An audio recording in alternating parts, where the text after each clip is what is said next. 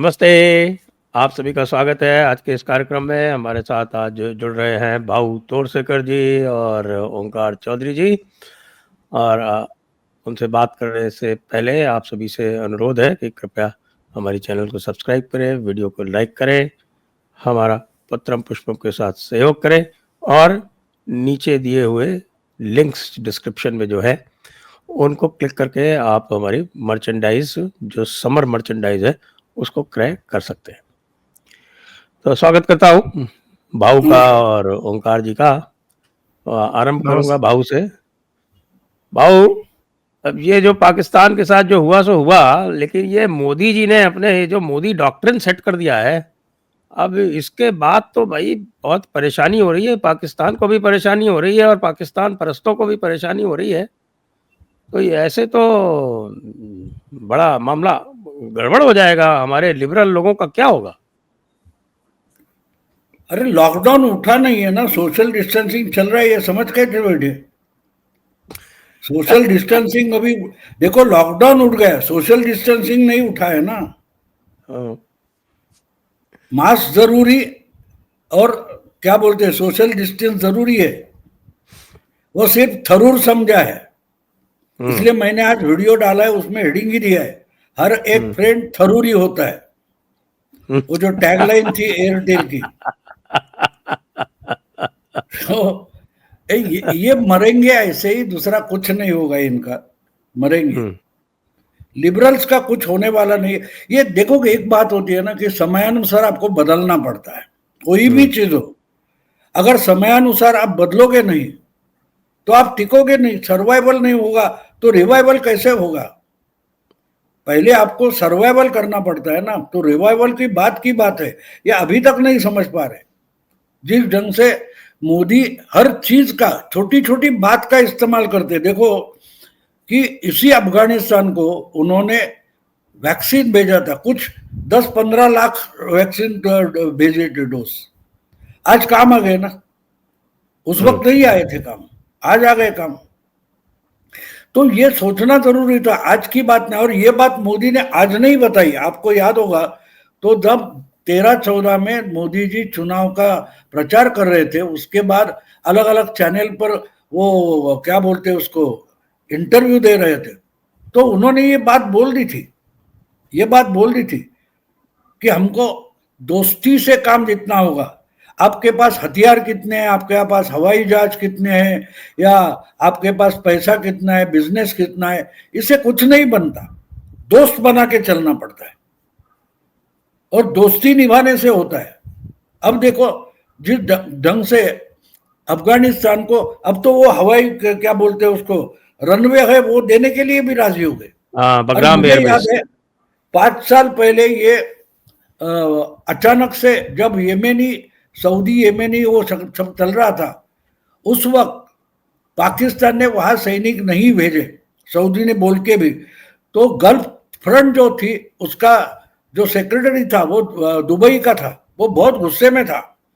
और उसकी एक कमेंट मैंने, उसका गुस्सा वाली कमेंट मैंने, पाकिस्तान वाला भीख मंगो, हम टुकड़े फेंकते उस पर जीते हो, और जब हमको जरूरत है तो नहीं आओगे, उसकी बड़ी कीमत चुकानी पड़ेगी, ऐसे बोला था दुबई का जो फॉरेन मिनिस्टर था और गल्फ फ्रंट का वो सेक्रेटरी था। उसके एक हफ्ते बाद मोदी जो आए, सीधे सऊदी दुबई घूमकर ताजिकिस्तान और उज्बेकिस्तान गए थे। तो उस वक्त उन्होंने ताजिकिस्तान में सोवियत के समय के जो हवाई एयरबेस थे वो भाड़े से उठाए थे, ढूंढ लो आप, आपको मिलेगा। फरखोर एयरबेस है, वो लिया था। हाँ, तो ये सब ये बहुत दूर की देखते हैं ना, ये दूर की देखते हैं। ये आज उधर से होलसेल मार्केट से एक टकोरा ये सब्जी ले ली, बेची, उससे जो पैसे निकले आज की चूल्हा जलाया। ऐसे ढंग से मोदी राजनीति नहीं करते, तो बहुत दूर की सोचते। और कितनी दूर की सोचते अभी पाकिस्तान के समझ में आया। ये बैठते हैं दिल्ली में, बटन दबाते जोधपुर या कहीं पठानकोट में, और मिसाइल गिरता है बहावलपुर में। इतनी दूर की सोचते। तो मोदी को मैं मानता हूं कि मोदी को समझना जरूरी है, क्योंकि मोदी ऐसा इंसान है जिसने गांधी समझ लिया है। गांधी का एक वचन मुझे बहुत याद आता है कि find the purpose means will follow. साधन क्या है इंपॉर्टेंट नहीं है, ये हर चीज को वेपनाइज करता है। अब देखो थरूर को वेपनाइज किया है, सिंधु के पानी को वेपनाइज किया है, तीस्ता के बारे में तीस्ता प्रहार चल रहा है सिलीगुड़ी में। तो जो बात होती है ना कि आपके पास कितनी सेना है। मुझे बहुत 10 साल से, अरे क्या चीन की बात, चीन के पास 3 करोड़ की सेना है। मैंने बोला लड़े कहां हैं, लड़े कहां हैं? वियतनामीज ने इनको मारकर भगाया, और उस वक्त तो वियतनाम की स्थिति खराब थी, अमेरिका जस्ट निकल गई थी। इतनी खराब परिस्थिति में वियतनामीज ने इनको भगाया है चाइना को। तो वो बात नहीं है। और हमारी तो पाकिस्तान के साथ हमेशा नेट प्रैक्टिस चलती रहती है, तो हम तो आलसी बैठे नहीं है घर में। भाई 2 दिन नेट प्रैक्टिस कर दी, तीसरे दिन मैच खेलने के लिए उतर गए। ये फर्क जो होता है वो समझना जरूरी होता है, वरना तो आपके पास बहुत कुछ है, उससे कुछ फायदा नहीं। मुझे अभी और एक बात याद आ गई, जब 2013-14 में लोकसभा का चुनाव चल रहा था, तो वो जो हमारा अब्दुल हमीद था, जिसने 4 पैटर्न टैंक उड़ाए थे और मर गया था, शहीद हुआ था, तो उसकी विधवा बीवी अहमदाबाद गई थी। मोदी ने उनके पैर छुए थे मुख्यमंत्री होते हुए, उनको शाल पहनाई थी। तो उसने आशीर्वाद देते बोला था कि पाकिस्तान का बदला ले लो, मैं बेवा हो गई हूं। मुझे याद है, सर्च मारो मिलेगा आपको। उस वक्त मोदी मुख्यमंत्री थे।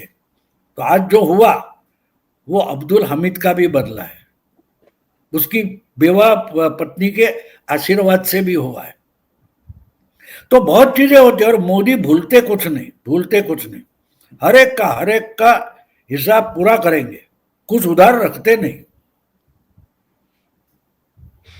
जी, तो अब यही प्रश्न मैं अब ओंकार जी से पूछूंगा। ओंकार जी, मोदी का सिद्धांत लागू हो गया कि terror and talks cannot go together, trade and talks cannot go together, and blood and water cannot flow together. अब इसका क्या आगे हश्र होने वाला है? देखिए, उन्होंने संदेश, भारत की राजनीति पे भी क्या असर पड़ेगा इसका, ये भी समझाएं। देखिए, जो पाकिस्तान परस्त हैं, जो पाकिस्तान के स्टूडियो में भी बैठ करके बकवास कराते हैं कि मोदी को हटाने के में आप लोग मदद करिए, और यहाँ भी जो लोग अवसर आते ही, मौका देखते ही डंक मारने की कोशिश करते हैं, चूकते नहीं है। हमने देखा है ना संजय जी के 2014 के बाद इनका हश्र क्या हुआ है, इन सभी का। अलग अलग राज्यों में चाहे रीजनल पार्टियां हों, कुछ को छोड़ दें, या आपकी नेशनल पार्टी हो। एक दौर में तो जो कम्युनिस्ट पार्टियां थी वो भी नेशनल पार्टी हुआ करती थी, आज उनकी क्या अधोगति हो गई है। और कांग्रेस का तो खैर हाल ही बुरा है। कांग्रेस तो धीरे धीरे अब मुस्लिम लीग बन गई है, और उससे भी बदतर स्थिति में वो पहुंच रही है। और जो लोग यहाँ ला करके रोहिंग्याज को, बांग्लादेशियों को, पाकिस्तानियों को, उनको बरसों बरसों यहाँ रहने की इजाजत देते रहे हैं, उनको छुपा करके रखते रहे हैं, और उनको एक हथियार के रूप में उनके वोटर कार्ड भी बनवा दिए, उनके आधार कार्ड भी बनवा दिए, उनके राशन कार्ड भी बनवा दिए। तो ये सब लोग अब ऐसे मौकों पर, जब भी ये पहलगाम जैसी नरसंहार होता है, घटनाएं होती हैं, जो लोग, और पूरा देश अवाक था और एकदम कहते हैं ना कि झकझोर करके रख दिया है इस घटना ने, उसके बाद जो कुछ लोगों के अंतर मन में चला है, वो सोचने के लिए मजबूर हुए हैं कि देश को इन हालातों में आखिर लेकर के कौन आया है। भाई आप ये देखिए कि 5 अगस्त 2019 के बाद से कश्मीर को नॉर्मलाइज करने के लिए, देश को नॉर्मलाइज करने के लिए कितने बड़े कदम उठाए गए थे। बल्कि मैं तो कई बार कह चुका इस बात को, एक दो घटनाओं को छोड़ दें हम, बाकी तो 2014 के बाद में देश में किसी भी हिस्से में कोई बहुत बड़ा आतंकवादी हमला ये कर पाए हों या कोई सीरीज धमाके हुए हों, सीरियल धमाके हुए हों, ऐसा मुझे याद नहीं आ रहा। पठानकोट से आगे उनको बढ़ने नहीं दिया गया। और जम्मू कश्मीर में भी टारगेट किलिंग ज़्यादा हो रही थी। और चूंकि ये पुरानी बीमारी है तो पुरानी बीमारी का भी इलाज होने में थोड़ा समय तो लगता है। कई बार वो ठीक हो जाती है, कई बार उसका ऑपरेशन करना पड़ता है, कई बार बड़ा ऑपरेशन करना पड़ता है। तो कई स्तरों पर वो काम हुआ है और जम्मू कश्मीर बहुत हद तक नॉर्मलाइज कर दिया गया था। जो फॉरेन फंडिंग थी, जो अलगाववादी थे, जो पत्थरबाज थे, वहां पर 4 स्तर के चुनाव हो गए, लोकल गवर्नमेंट भी बन गई, वहां पर उमर अब्दुल्ला मुख्यमंत्री बन गए। अब जो ये घटना हुई है, जो ये घटनाक्रम हुआ है, उसके बाद एक तो 6 और 7 की रात को जो कुछ हुआ और फिर अल्टीमेटली 9 और 10 की रात को हुआ, इसने एक सबक दे दिया है। पाकिस्तान को भी दिया है, वेस्टर्न पूरा जो वर्ल्ड है उसको भी दिया है, अमेरिका को भी दे दिया है, और लगे हाथ चाइना को। और एक पिद्दी सा हमारे पड़ोस में जो जब से ये 5 अगस्त 2024 से वहां बदलाव हुआ है, एक यूनुस आकर के बैठा है, तो बांग्लादेश को भी एक मैसेज दिया है कि भाई जो प्रधानमंत्री कहते रहे और जिसकी हमसे मतलब जो उनके विरोधी हैं वो मजाक उड़ाते रहे, उनमें इकोसिस्टम भी है, उनमें विपक्षी दल भी हैं, उनको जुमलेबाज और उनको फेंकू कहते रहे। जब वो कहते थे कि ये बदला हुआ भारत है तो वो समझ नहीं पाए कि वो बदला हुआ भारत क्यों बता रहे हैं। तो अब सबकी समझ में आ गया होगा कि ये कैसा बदला हुआ भारत है कि ना ट्रेन्स पर किसी ने टैंक लदे हुए एक जगह से दूसरी डेस्टिनेशन पर जाते हुए देखे, ना हवाई अड्डों पर या रेलवे स्टेशनों पर फौजियों की लंबी लंबी लाइनें देखी, ना फौजियों की छुट्टियां कैंसिल की गई। यानी जो एक कन्वेंशनल वार हुआ करती थी वैसा तो कुछ था नहीं इस बार। इस बार एक अलग अंदाज में, एक बदले हुए अंदाज में भारत ने वो करके दिखाया है। मैं तो कहूंगा कि मोदी के भारत ने करके दिखाया है, जिसकी तैयारी वो 2014 से जब से ऑफिस में आए हैं तभी से कर रहे थे। 2012 में जनरल वीके सिंह ने मनमोहन सिंह को एक चिट्ठी लिखी थी और उसमें ये लिखा था कि फौज के पास अब गोला बारूद भी इतना नहीं बचा है कि वो 2-3 दिन भी लड़ाई लड़ सके। यानी आपने भारतीय फौज को किस कंडीशन में ला करके खड़ा कर दिया था। जो स्क्वाड्रन हमारे 42 से 45 होने चाहिए वो भी 30 से नीचे खिसक गए थे। हवाई जहाज नहीं खरीद रहे थे, हेलीकॉप्टर नहीं खरीद रहे थे, यहाँ तक कि ट्रेनिंग करने के लिए, प्रैक्टिस करने के लिए जो आपके जंगी जहाज होते हैं वो भी आप खरीद नहीं रहे थे। तो ये जो स्थितियां, परिस्थितियां देश के सामने ला करके खड़ी कर दी गई थी, प्रधानमंत्री नरेंद्र मोदी ने 2014 से और 2025 के बीच में लगातार प्रयास किए हैं। और जो हमको एयर डिफेंस सिस्टम थोड़ा देर से मिलने वाले थे वो इन एडवांस मिले हैं हमें। और जो हमारे यहाँ ऑलरेडी काम कर रहे थे, जो 4-5 सिस्टम थे जिनमें आकाश भी था, दूसरे भी थे, उनको अपग्रेड कर दिया, उनको अपडेट कर दिया। और S-400 जो आज एसेट साबित हुआ है, ये तो अपने आप में पूरी दुनिया के लिए भी और पड़ोसी देशों के लिए भी एक संदेश और संकेत है कि भाई आप हल्के में लेने की कोशिश ना करें। जो ब्रिगेड उन्होंने बनाई थी, ड्रोन की ब्रिगेड, जिसमें चाइना के भी ड्रोन थे, जिनमें टर्की के भी ड्रोन थे, और जो कहना चाहिए कि आपके 7 तारीख को, 6 और 7 की रात को जब हमने 9 आतंकवादियों के ठिकानों को नेस्तनाबूद किया, उसके अगले 2 दिन 8 तारीख की रात को और 9 तारीख की रात को उन्होंने जितनी भारी संख्या में ड्रोन और मिसाइल्स का इस्तेमाल किया और अपने हवाई जहाजों का इस्तेमाल किया, और जो उनका हश्र हुआ, तो वो एक संकेत था कांग्रेस के लिए भी और पूरे वर्ल्ड के लिए भी कि एक्चुअल में इसी को बदला हुआ भारत बता रहे थे नरेंद्र मोदी। अब नरेंद्र मोदी की कही हुई बात सबकी समझ में आ गई है।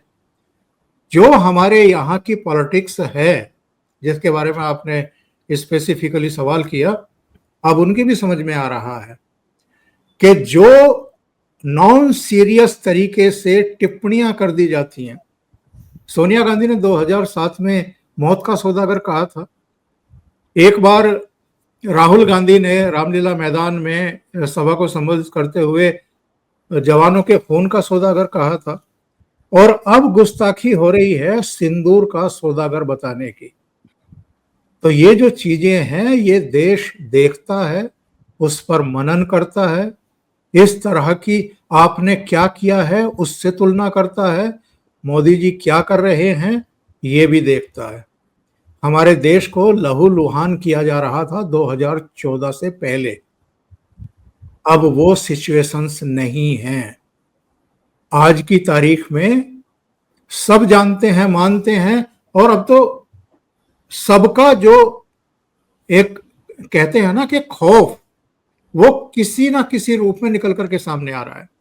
डोनाल्ड ट्रंप की जो बदहवासी है, जो बयान है, जो श्रेय लेने की होड़ है, ये सारी चीजें बताती हैं, बहुत कुछ बताती हैं, बस समझने वाला चाहिए।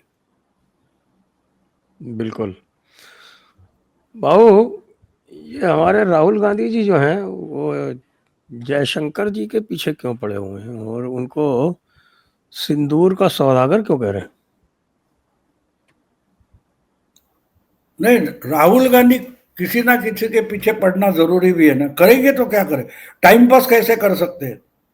उनको अपना कोई दिमाग चलता नहीं, उधारी का दिमाग नहीं मिल रहा है, तो करेंगे तो क्या। इसमें सीधी बात थी कि ऐसी बातें जो चल रही है, जो 22 अप्रैल को हुआ पहलगाम में, भाई उसके बाद कौन है, चिदम्बरम है जो गृह मंत्री रहे, फिर थरूर है जो डिप्लोमेट रहे, उनके साथ बैठ के बातें तो करो।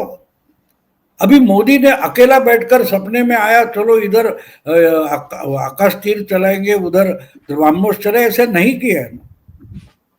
जो करने वाले उनके साथ लगातार मीटिंगें चल रही है, उनकी बातें सुन ली, उसके परिणाम क्या हुए उसका अंदाजा किया है।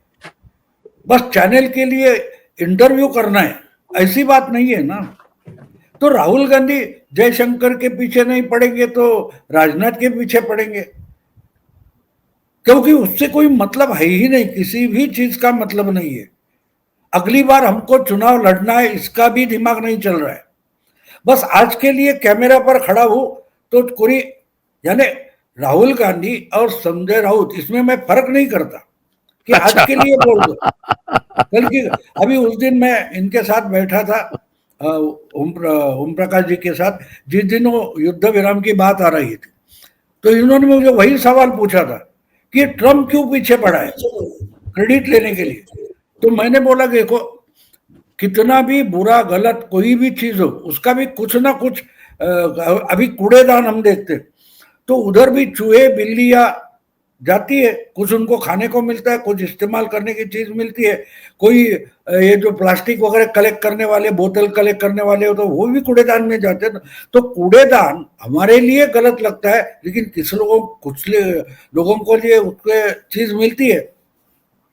तो बात है कि वैसे ही अलग अलग पहलू होते हैं। तो ट्रम्प का एक पहलू है जिसको संजय राउत बोलते हैं कि जरूरी नहीं लेकिन बोल दो। अब लेकिन अगर वो बोलने से कुछ हो जाता है तो वो फायदा ही है ना। तो जब ट्रम्प ये बोल रहा था तो ये बोलेगा, ये मालूम था मुझे, मैं तो पक्का बात बोलता हूँ आपको कि ट्रम्प जो बोल रहा है मीडिएशन की, तो ये बात भारत सरकार से हुई है, उसमें दो राय नहीं है। हाँ, लेकिन जो बातें होती है वो खुले आम बोली नहीं जाती, लेकिन ये बोलेगा इसका मोदी जी को बिल्कुल पता था कि ये बोलेगा और उसमें गड़बड़ हो जाएगी, ये मालूम था। लेकिन जब ये बोलता है तो उसके बाद सामने वाले पाकिस्तान वाले इतने उल्लू बन गए कि उन्होंने अपनी भी इज्जत निकाल दी। तो इसलिए ट्रंप वगैरह जो होते हैं वो अपने अपने पहलू होते हैं, और राहुल गांधी उसमें से ही है। ना जरूर हो वैसी बातें बोलो, अपना ही नुकसान कर लो। तो राहुल गांधी तो जयशंकर क्या बहुत सारे लोगों के पीछे पड़ा है। हमको उसके पीछे ज्यादा पड़ने की जरूरत नहीं, जितना इस्तेमाल करना है उतना ही करो, उनके पास ध्यान मत दो। वो अब देखो जिस ढंग से जो विदेश में हमारे डेलीगेशन जाने वाले, उसमें थरूर नहीं चाहिए। अरे क्या बोलने की जरूरत, चुपचाप बैठ जाओ, चुप तो बैठो कम से कम। अब देखो इतना ट्रंप बोल रहा था कि मैंने किया मैंने किया मैंने किया, मोदी ने एक शब्द से भी उसका खुलासा नहीं किया, ना इनकार किया है। ये भी समझ लो, ये भी समझ लो कि मोदी ने ट्रंप के बारे में इनकार नहीं किया है। तो चुप रहने से भी बहुत कुछ हासिल हो जाता है। ट्रंप तो अब मजाक का सब्जेक्ट बन गया, ट्रंप मजाक का सब्जेक्ट बन गया ना। तो उसको गाली ना देकर भी उसकी इज्जत उतार दी। तो ये भी अब देखो, कौन थी रेणुका चौधरी, क्या बोले, अरे रामायण के बाद ऐसी हंसी कहां मिली।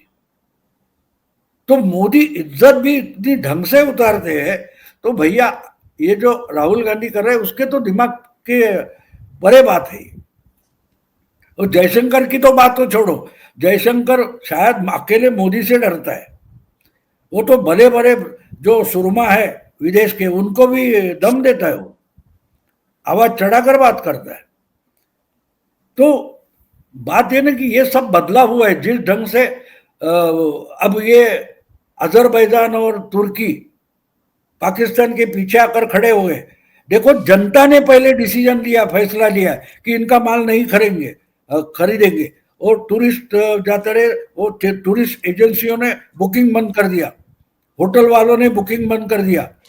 तो लोग फैसले लेने लगे। मोदी ने लोगों को कितना एम्पावर किया। देखो भारत नाम का एक देश, एक सोसाइटी है, उसको मोदी ने कितना एम्पावर किया है कि वो सरकार क्या करेगी इतना रोकने के लिए लोग तैयार नहीं है। मार्बल के, आपके राजस्थान के सब मार्बल वाले, उन्होंने अपने आप डिक्लेयर कर दिया कि हम राजस्थान से मार्बल नहीं मंगवाएंगे। कोई सेव खरीदने वाले बड़े व्यापारी होलसेलर है, वो बोले वहां से सेव नहीं लाएंगे।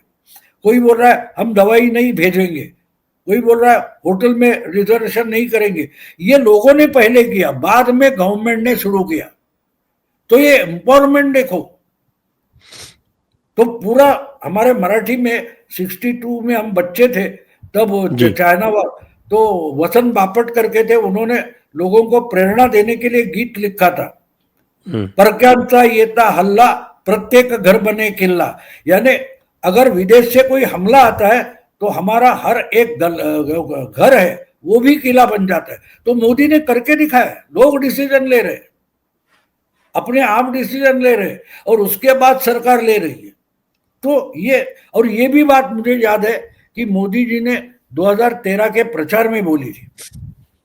उन्होंने बोला था कोई गवर्नमेंट की स्कीम होती है तो गवर्नमेंट की होती है तो सक्सेसफुल नहीं होती, लेकिन अगर उसको हम पब्लिक मूवमेंट बना दे, लोगों की आंदोलन बना दे, तो वो सक्सेसफुल हो जाती है।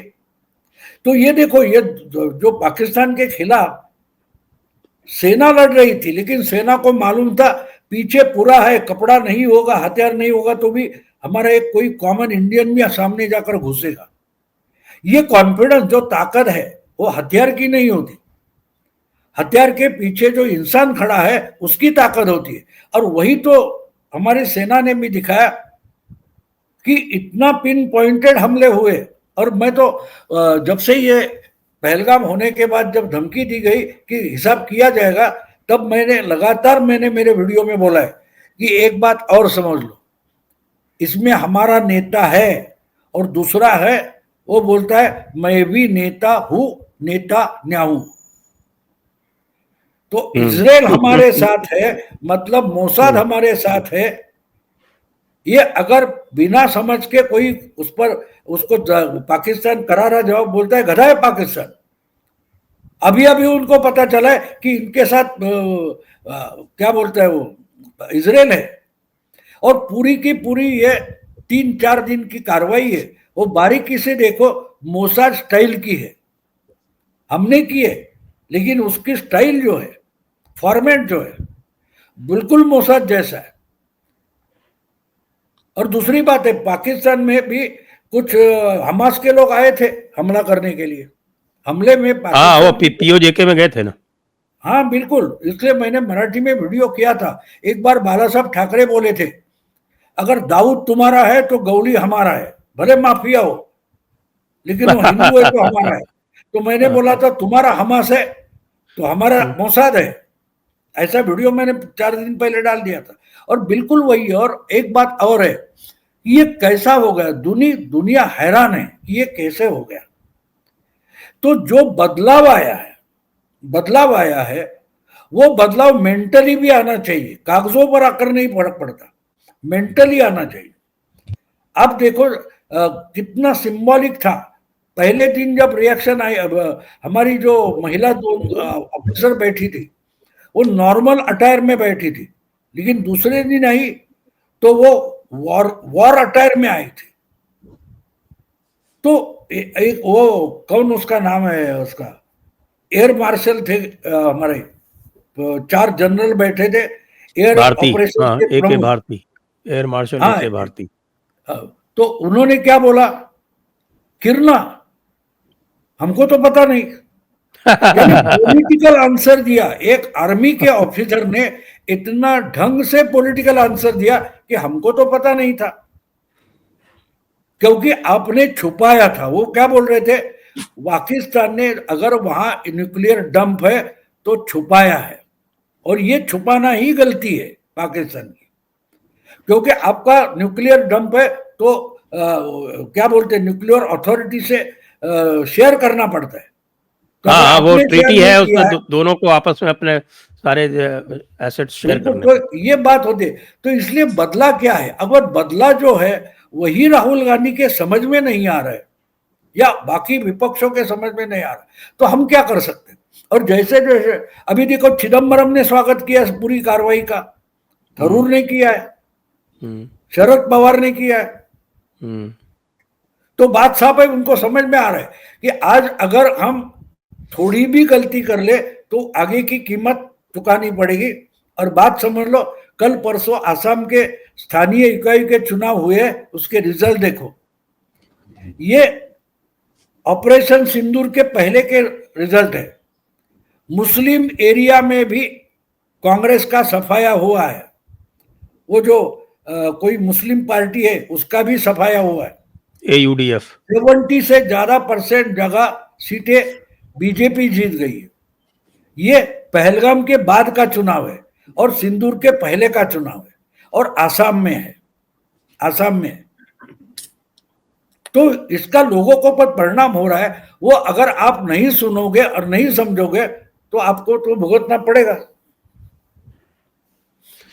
जी, तो ओंकार जी, इसी बात को आगे बढ़ाते हैं कि राहुल गांधी के जो कार्यकलाप आपने देखे हैं कि किस तरह से उन्होंने जो 4 सांसदों के नाम भेजे, उनमें से 3 सांसद तो रिजेक्ट कर दिए, और जो चुने उसमें से सलमान खुर्शीद को वो ड्रॉप आउट कर गए, लेकिन शशि थरूर और आनंद शर्मा ये ड्रॉप आउट नहीं किए।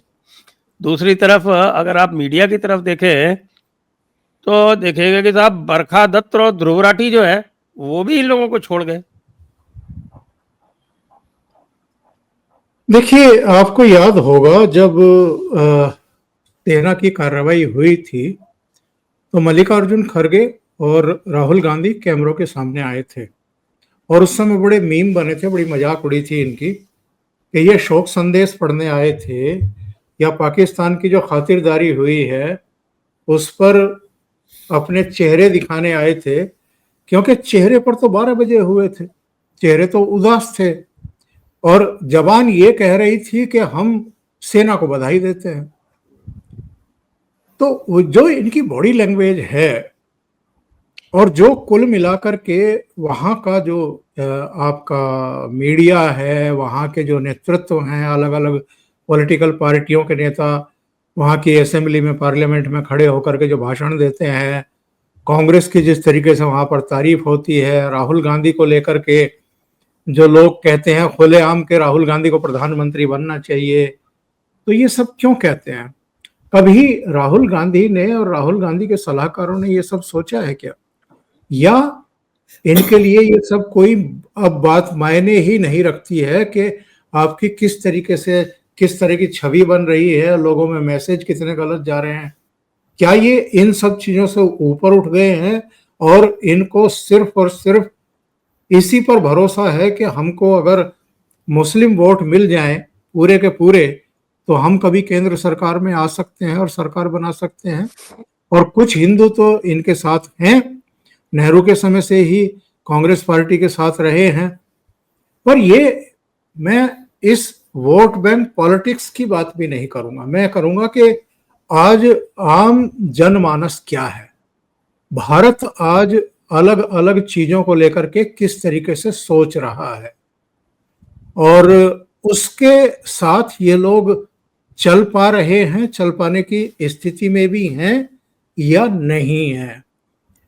और अपने आप को युवा नेता कह देने भर से आप युवाओं के नेता हो नहीं जाते हैं।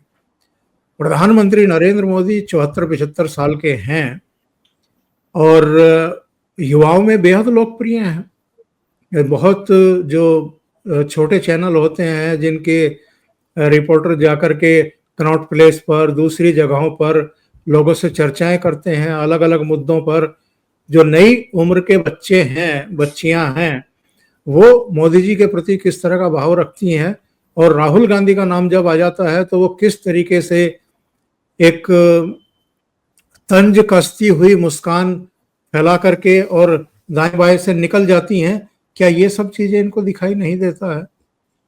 तो किसी को कुछ बताने और कहने की जरूरत नहीं है। जो आप चर्चा कर रहे हैं कि 4 नाम इन्होंने भेजे, उनमें से एक आनंद शर्मा का नाम तो रखा है गवर्नमेंट ने अपनी सूची में, लेकिन लीडर के तौर पर नहीं रखा है।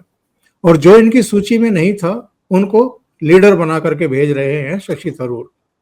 शशि थरूर ना केवल वैदेशिक मामलों के अच्छे जानकार हैं, उनकी बहुत सारी पुस्तकें हैं, वो बरसों तक यूनाइटेड नेशन में काम कर चुके हैं, उनका अपना एक अनुभव है। और अगर वो इतने अनुभवी ना होते और इनके विश्वास पात्र ना होते सोनिया गांधी के, तो इनको वहां से ला करके मनमोहन सरकार में मंत्री ना बनाया जाता, उनको चुनाव ना लड़ाया जाता। वो 4 बार के सांसद हैं और उनकी एक विशेषता ये भी है कि वो बेबाक हैं। और अभी हाल के कुछ समय से तो बहुत तटस्थ और स्वतंत्र तरीके से उनके बयान आ रहे हैं। इनकी CWC में क्या तय होता है या राहुल गांधी और प्रियंका गांधी वाड्रा क्या तय करते हैं, और ये किस तरीके से अलग अलग मौकों पर प्रधानमंत्री नरेंद्र मोदी को कोसते रहते हैं, ये अपनी ग्रंथि हो सकती है, इनकी हीन ग्रंथि हो सकती है। लेकिन इससे पहले भी हमने देखा है कपिल सिब्बल, चलिए कपिल सिब्बल तो फिर भी पार्लियामेंट के भीतर भी, पार्लियामेंट के बाहर भी, सुप्रीम कोर्ट में भी जो मोदी विरोधी हैं उनके हाथों में खेलते रहे हैं, उनके मुकदमे लड़ते रहे हैं, पार्लियामेंट में भी वो पाला खींच करके लड़ते रहे हैं। लेकिन 2 नाम तो मैं लूंगा जिनसे आप भी कन्विंस होंगे, गुलाम नबी आजाद और हाल में पी चिदम्बरम। ये दोनों तो सीनियर मोस्ट लोग हैं, बल्कि गुलाम नबी आजाद तो संजय गांधी के साथ काम कर चुके, इंदिरा गांधी के साथ काम कर चुके, वो पीवी नरसिम्हा राव की, कांग्रेस के बाहर असदुद्दीन ओवैसी। जी हाँ, नहीं कांग्रेस की अगर हम बात कर रहे हैं तो असदुद्दीन ओवैसी का किस्सा अलग है। तो वो भी एक्चुअल में कांग्रेस की कीमत पर आगे बढ़ने की कोशिश कर रहे हैं। जो भी उन्होंने अपने विचारों में थोड़ी सी तब्दीलियां की हैं और थोड़ा सा राष्ट्रवाद ओढ़ लिया है, तो वो भी कांग्रेस की ही जमीन खाने की कोशिश कर रहे हैं, क्योंकि उनको लग रहा है कि अरविंद केजरीवाल का तो कारतूस फुस हो गया। अरविंद केजरीवाल की भी तो नजर कांग्रेस की ही जमीन पर थी, तो वो चुप है, अरविंद केजरीवाल कुछ बोल नहीं रहे। हाँ नहीं, शुरू में उनके कुछ नेताओं के बयान आए थे, मेरे ख्याल से वो टेस्ट करने की कोशिश कर रहे थे, तो वो टेस्ट जो है वो बैकफायर हो गए, तो फिर इन्होंने भी कान दबा लिए कि नहीं, देश का मूड कुछ और है। तो ये होता है कई बार लीडरशिप में। तो मैं ये कह रहा था कि गुलाम नबी आजाद ने एक 7 पेज की चिट्ठी सोनिया गांधी को लिखी थी जब कांग्रेस पार्टी छोड़ी थी, और उसमें उनके बेटे पर ठीकरा फोड़ा था कि ये भारत जोड़ो तोड़ो यात्रा के समय तो जो साफ सफाई करने वाली हैं महिलाएं, झाड़ू समेत उनको अपने पास बुला करके वीडियोग्राफी कराते हैं, फोटो खिंचवाते हैं, उनको जारी करवाते हैं। कभी ये बढ़ई के पास पहुंच जाते हैं, कभी मोटरसाइकिल जो मैकेनिक होता है उसके पास, कभी धान की रोपाई करते हुए दिखाई देते हैं, कभी कुली का सामान अपने सिर पर लेकर के चलते हैं। लेकिन जो टॉप लीडरशिप है कांग्रेस की, ये उसको मिलने का समय तक नहीं देते हैं। उनकी मेल, उनके आग्रह कि हम मुलाकात करना चाहते हैं, उनसे मिलते तक नहीं है। तो एरोगेंस पार्टी के भीतर किस हद तक है कि जो टॉप लीडरशिप है और जो ब्रेन माना जाता है पार्टी का, क्योंकि किसी का अनुभव राजनीति का 4 दशक का है, किसी का 5 दशक का है, और गुलाम नबी आजाद जो कई प्रधानमंत्रियों के साथ काम कर चुके, राजीव गांधी के साथ काम कर चुके, पीवी नरसिम्हा राव के साथ काम कर चुके, मनमोहन सिंह के साथ काम कर चुके, इंदिरा गांधी के साथ काम कर चुके, अगर उनकी आप ये दशा और दुर्दशा कर सकते हैं तो किसी की भी कर सकते हैं। तो इसलिए एक फ्रस्ट्रेशन कांग्रेस के भीतर भी देखने को मिल रहा है, और इन्होंने जो पार्टी की हालत करके रख दी है वो अब पच नहीं रही है इन्हीं के बहुत सारे नेताओं को, और ये समझने को और सुधरने को तैयार नहीं है। अभी बिहार में गए थे ये, और बिहार में जो इनकी लैंग्वेज थी प्रधानमंत्री को लेकर के, गटर लैंग्वेज, इससे ज्यादा गिरी हुई लैंग्वेज कोई हो नहीं सकती। और वो भी ऐसे समय जब देश में इस समय अगर सर्वे करा लिया जाए तो प्रधानमंत्री की लोकप्रियता चरम पर है, क्योंकि उन्होंने पाकिस्तान को सबक सिखाया है। तो आप ऐसे समय को भी अगर नहीं समझ पा रहे हैं, नहीं जान पा रहे हैं, तो आपको पार्टी की लीडरशिप अपने पास रखने का कोई अधिकार नहीं है। आप पार्टी को इतना गहरा डुबो रहे हैं जिसका आपको अंदाजा ही नहीं। भाऊ, ये जो बरखा दत्त और ध्रुव राठी टाइप के लोग बदले हैं, इसके बारे में आप क्या कहें? वो हमने ये बंदर माता की स्टोरी सुनी है ना, वो बच्चे को बचाने की बहुत कोशिश करती है, जो अपने पर आ जाता है तो पैरों तले रोन देती है। तो इनकी हालत भी, अरे जो कुछ बची है इज्जत वो तो बचा लो, वो तो बचा लो, क्योंकि इनको भी पता चला कि ये इनकी नैया डूबने वाली है। अरे कोई देखे ना या ना देखे, अल्लाह देख रहा है ना। ये तो बात, वो पुराने फिल्म का गीत मुझे याद आ गया कि तेरे प्यार में दिलदार जो है मेरा हालेजार, कोई देखे या ना देखे अल्लाह देख रहा है। तो शायद बरखा दत्त को वो रियलाइजेशन आ गया कि भाई कितना भी ढक लो अल्लाह तो देख रहा है। तो ये बात है। अब और दूसरी बात ये कि कितने आपके लिए कितना नुकसान सहेंगे, कितना नुकसान। ठीक है, पैसा आपके आपका लेकर हम पले बड़े हैं, बिल्कुल मंजूर है, और जब चाहिए तब आपके लिए हमने भी नुकसान उठाया, लेकिन आप हमारा नुकसान करने पर ही तुले हो तो भाड़ में जाओ भाई।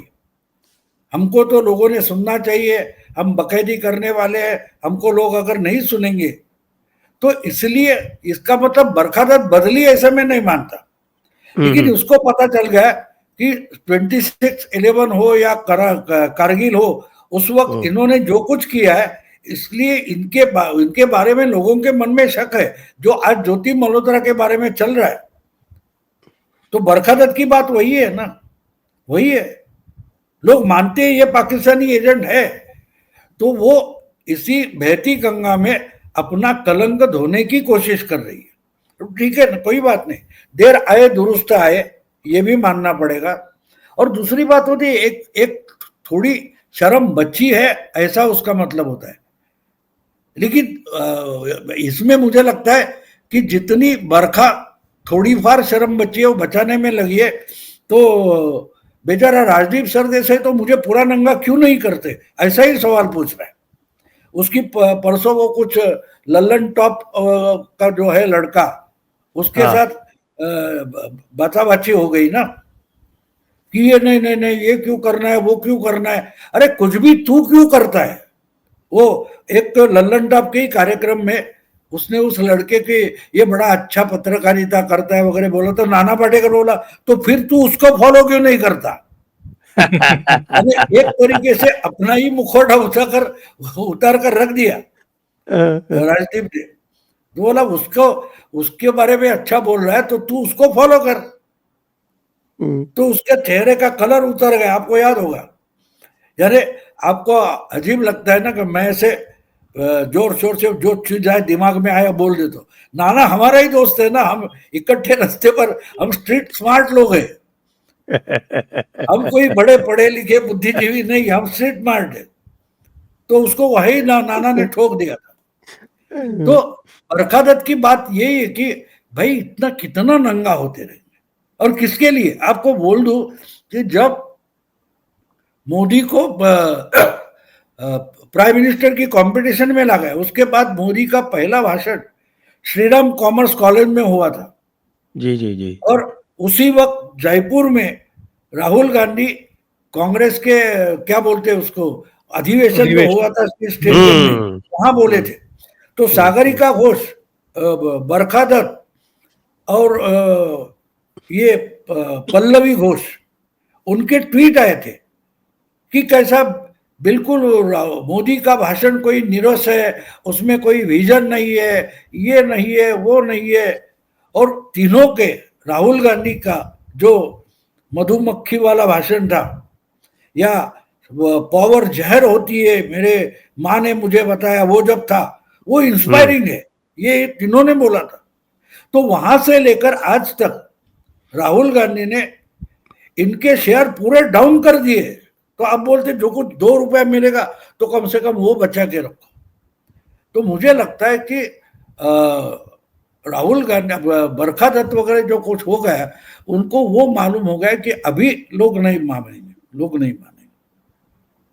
तो इसलिए इनको बदलना पड़ेगा, बदलना पड़ेगा, क्योंकि सच्चाई सामने आती है तो कितना छुपाओगे तुम, कितना छुपाओगे।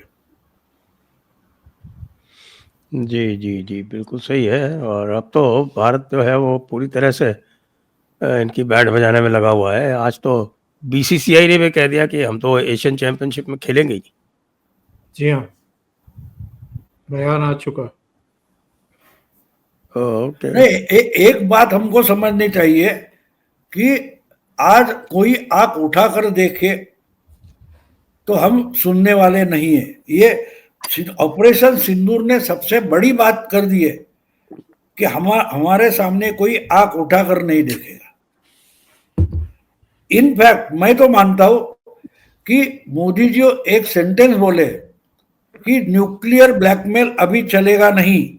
हाँ, ये तो बोल दिया उन्होंने, पर उसका मतलब बिल्कुल उल्टा है कि अब इनके न्यूक्लियर वेपन संभालना दुनिया की जिम्मेदारी है, नहीं तो हम तो कभी भी उड़ा सकते हैं।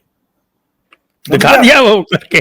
तो ब्लैकमेल उल्टा हो रहा है, ब्लैकमेल उल्टा हो रहा है कि आप इनके पास से वो सब डंप वगैरह है वो कब्जे में ले लो, वरना हमारे लिए डेंजर है, हम तो उड़ा देंगे। वो ओपनली ये शब्द नहीं है, लेकिन उसका आशय देखो, मायना देखो कि उनका तो आज तो बता दिया ना, आज तो क्लियर कर दिया कि उन्होंने अपनी जो न्यूक्लियर केपेबल मिसाइल चलाई थी और हमने उसको बीच में उड़ा दिया S-400 से।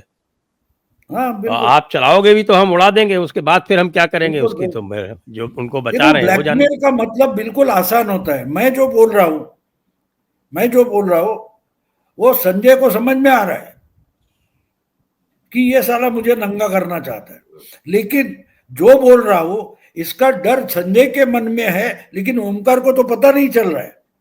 ऐसे में जब बोलता हूं तब मैं संजय दीक्षित को ब्लैकमेल कर रहा हूं, समझा।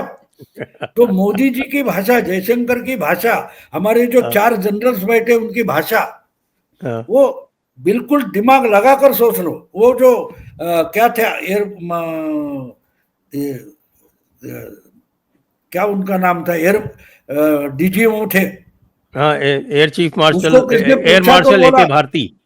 हाँ भारती। तो उन्होंने बोला कि किरना किरना में लगा है, लेकिन किरना में उनका कुछ है हमको पता तक नहीं था।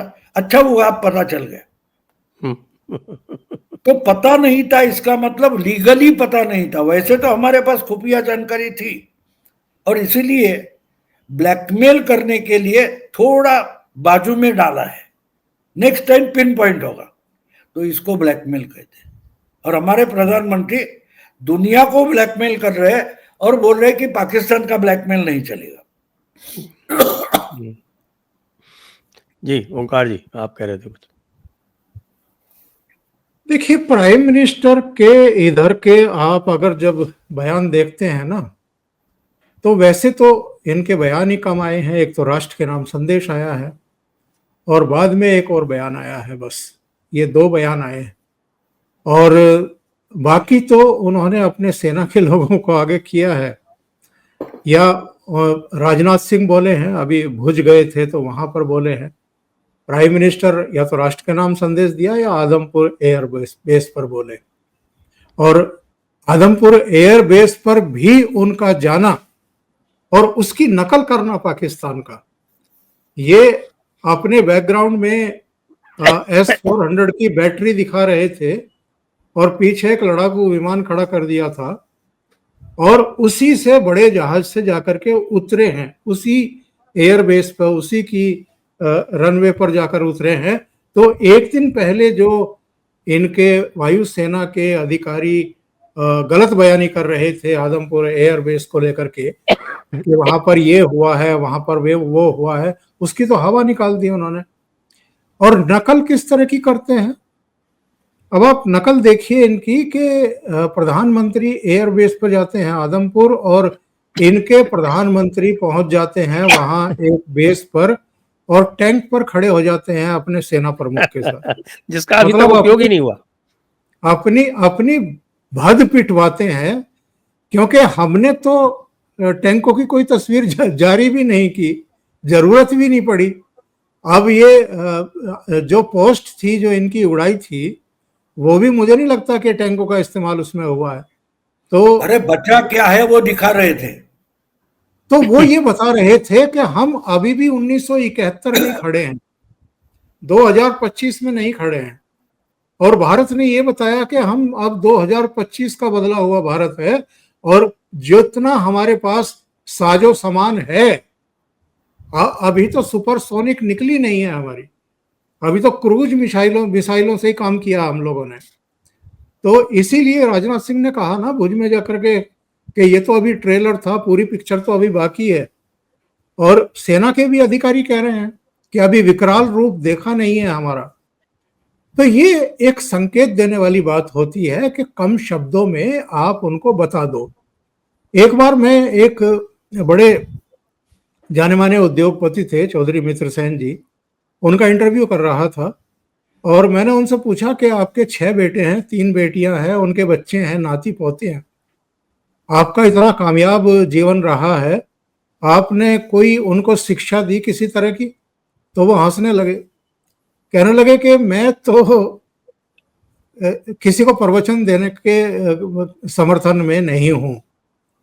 मेरा जो जीवन है, मेरे जो कर्म हैं कुल मिलाकर के, और जो भी मेरा पुरुषार्थ रहा है, उससे अगर मेरे बच्चे और नाती पोते वो कुछ सीखना चाहें और ग्रहण करना चाहें तो ग्रहण कर लें और सीख लें बस।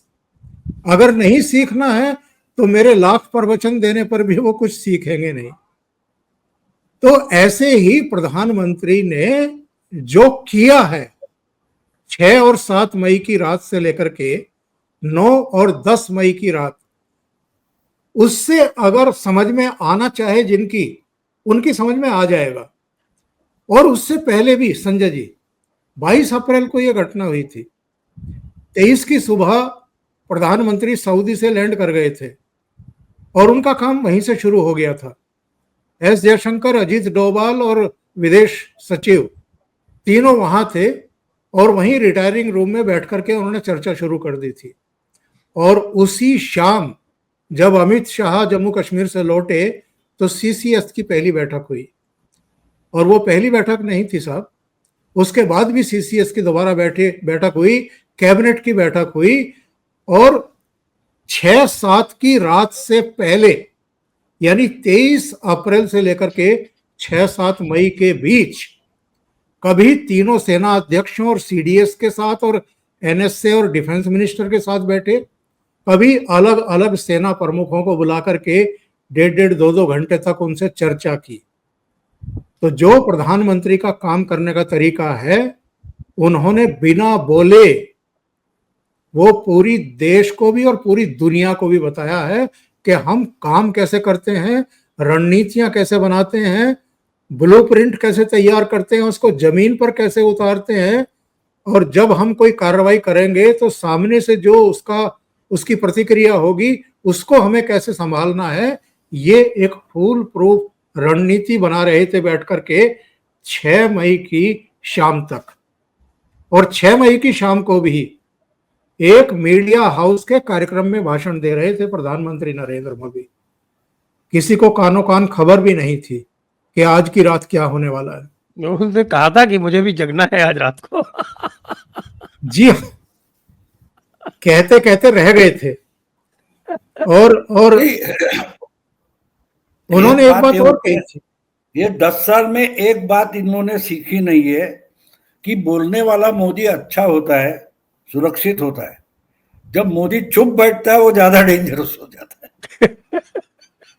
ये 10 साल में सबसे बड़ी सीखने जैसी बात थी, बस वही नहीं सीखे। वो उकसाते रहते, कुछ बोल कुछ बोल कुछ बोल, तो वो बोलता नहीं, करके दिखाता है। जैसे वो एक बात और लास्ट में, आप गधे को लात मारो, कुछ भी मारो, वो देखते बोलेगा नहीं, एक लात मारेगा तो कहाँ जाकर घोड़े को गिर जाओगे पता नहीं। तो ये वैसा घोड़ा है, ये समझ लो। ज्यादा शानपत्ती नहीं करना उसके सामने। वो चुप बैठा है तो डेंजरस है। जिस दिन बोलने लगेगा संजय राउत हो जाएगा ना। एक और चीज पूछनी है बाबू, अभी तो हम देख रहे हैं कि सुप्रीम कोर्ट जो है वो भी अब रोहिंग्यों को और बांग्लादेशियों को अब रिलीफ नहीं दे रहा है, उनको कह रहा है भागो यहाँ से। आज इलाहाबाद हाई कोर्ट ने भी वो जो संभल वाली जो मस्जिद का केस था और उसमें जो मुस्लिम पक्ष की याचिका थी वो ठुकरा दी। तो क्या कुछ अच्छा आज कल यानी कि आपके जो चीफ जस्टिस ऑफ इंडिया है नए, उन्होंने कहा कि नहीं सब बराबर बराबर है, कोई यहाँ कोई सुपीरियर नहीं है, कॉन्स्टिट्यूशन सबसे ऊपर है। तो कुछ इधर भी कुछ परिवर्तन आया दिख रहा है क्या? नहीं, वो तो आपको याद होगा एक पार्लियामेंट में कुछ बोल रहे थे मोदी जी, और 22 मिनट के बाद सामने से रिएक्शन आ गई। तब मोदी जी क्या बोले थे, देखो कितने बुद्धिमान है, 22 मिनट से बोल रहा हूं, करंट वहां पहुंचने में 22 मिनट लग गए। तो बुद्धिजीवी को ये प्रॉब्लम होता है, उनको देरी से समझ में आती है, अनाड़ी लोग बहुत जल्दी समझ जाते हैं। और कांग्रेस ने हमारे देश पर यह बड़ा उपकार किया है कि ज्यादा से ज्यादा संख्या अनाड़ी रखी है। ये कांग्रेस ने सबसे बड़ा देश कार्य अगर किया है तो ज्यादा से ज्यादा लोग अनाड़ी रखे। तो सुप्रीम कोर्ट तक बात पहुंचने में समय लगती है ना। देखो, तुम्हारा हमारा रीजनेबल टाइम और सुप्रीम कोर्ट का रीजनेबल टाइम फर्क होता है। हम इमीडिएट रिएक्ट होते हैं, सुप्रीम कोर्ट 6 महीने 6 साल के बाद रिएक्ट होती है। जी, आप कुछ कहना चाहेंगे ओंकार जी? नहीं, मैं सिर्फ एक बात कह के अपनी बात खत्म करता हूं। प्रधानमंत्री नरेंद्र मोदी संकेत देते हैं, उनको पकड़ना हर एक के बस की बात होती नहीं है। एक कार्यक्रम में उन्होंने कहा था कि समय सीमित है और लक्ष्य बहुत बड़ा है। तो समय सीमित है, लक्ष्य बहुत बड़ा है, तो लक्ष्य कहीं किरना हिल्स तो नहीं थी और जो बाकी के काम किए हैं वो तो नहीं था। तो ये पकड़ने की जरूरत होती है। वो कहीं ना कहीं संकेत दे देते हैं और कई बार हम लोग उसको पकड़ना चूक जाते हैं या समझ भी लेते हैं तो हमारी समझ में नहीं आता है कि किस चीज के लिए कह रहे हैं। ये बाद में जब लक्ष्य भेद हो जाता है तब समझ में आता है। एक खबर जाते जाते ब्रेकिंग न्यूज देकर जा रहा हूं जी, थोड़ा हल्के में लेना, मजाक में बोल रहा हूं। राहुल गांधी ने शाहबाज शरीफ को खत भेजा है कि भाई इंक्वायरी कमीशन बिठा दो। मोदी ने असलियत में ब्रह्मोस भेजा या आकाश तीर भेजा या ड्रोन्स भेजे या ईवीएम्स भेजे, इसकी इंक्वायरी करो। ईवीएम्स भेजे क्यों मोदी ईवीएम से जीतता, ये मेन आरोप है ना। और ये एक मैं खबर की जो सबूत वगैरह कुछ ढूंढने की कोशिश कर रहा हूं, देखते हाथ में लगता है कागज या नहीं। अच्छा, जो मोदी जीतता है तो ईवीएम से जीतता है, वो चुनाव हो या जंग हो। देखते, सबूत ढूंढ रहा हूं। जी, तो आइए आज की चर्चा को अब यहीं पर विराम देंगे। सभी दर्शकों को बहुत बहुत धन्यवाद, भाऊ को, ओंकार जी को बहुत बहुत धन्यवाद। जय हिंद, जय भारत, वंदे मातरम। वंदे मातरम।